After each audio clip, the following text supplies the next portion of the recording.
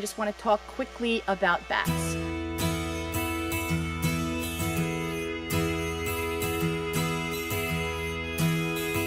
I'm out here at dusk right now because I'm really hoping to catch some bats in the background as the sun sets a little bit more.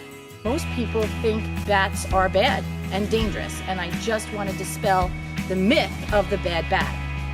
So I want to go through a few things today about bats and how good they really are. So let's just talk about the myths first.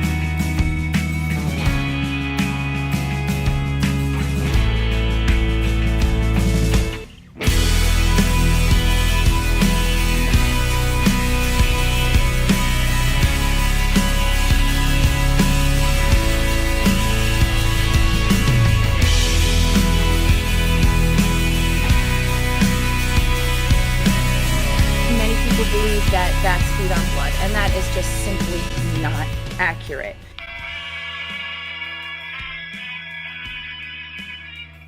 There are a few bats that will lap up blood like a kitten laps up milk, but they're not even in the United States. They're only in Latin America. There's absolutely none of those bats here in the United States. And the big one, bats carry rabies. This is absolutely false. Bats do not carry rabies. In fact, no mammal carries rabies. They can be infected with rabies, they can contract rabies, and if you come in contact with a sick bat or any other mammal, you could also get it, but they are not carriers of rabies. Even better, less than 1% of the entire bat population in the United States has been infected with rabies. And the majority of the cases of rabies by bats that were reported in the United States were by people who were bitten by bats inside their own home. Another reason a bat house is a great idea. They do carry some other diseases. Histoplasmosis, starlings, chickens, pigeons, and bats all have it. It's a fungus which can be in their guano or their poop if you breathe in the dust. So again, if you do have a bat house or a place where there are bats, if it's outdoors, it's mostly not a problem. So a few reasons that you do want bats. First of all, you see me swatting away the bugs. That's mosquitoes and flies and other things. Bats eat those. A colony of 150 big brown bats can eat 38,000 cucumber beetles, 16,000 June bugs, and we know how much they're annoying, 19,000 stink bugs, and I know nobody out there likes a stink bug, and 50,000 leaf hoppers. They can also prevent the hatching of 18 million corn rootworms by devouring the adult beetles. I'm more interested in the little brown bats here in the northeastern United States because they can consume 250,000 mosquitoes and insects each night. That is just an amazing way to control mosquitoes. So the more bats I can attract here, the better off I am.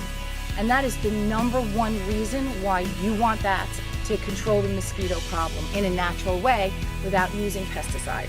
Now, the reason to have a bat house is because bats, especially the brown bats, they like to be in buildings. They'll choose old abandoned buildings and things like that. If you have a little hole in your attic, in the eaves, they'll find those little nooks and crannies. My sister and my mother both had them living under the umbrellas on their patio. So this is not the place where you want bats. That's how their guano is going to get into your area where you hang out. Putting up bat houses actually encourages the bats to go to the areas where you choose them to go, which is away from where you're going to be hanging out. So they'll come out and they'll feed on the bugs, and then they'll go back to where you want them to be rather than in your home. I have a bunch of bat houses, and each bat house holds 100 bats. That's a lot of insects. So there are places you can put it where it'll be great and beneficial and let those bats come out and eat the bugs. So you really want to get a bat house. The benefits of them eating the insects and the bugs during the summer season far, far outweigh any of the potential negatives. And I'd like to think that this video will help people to understand that bats can be a really good asset.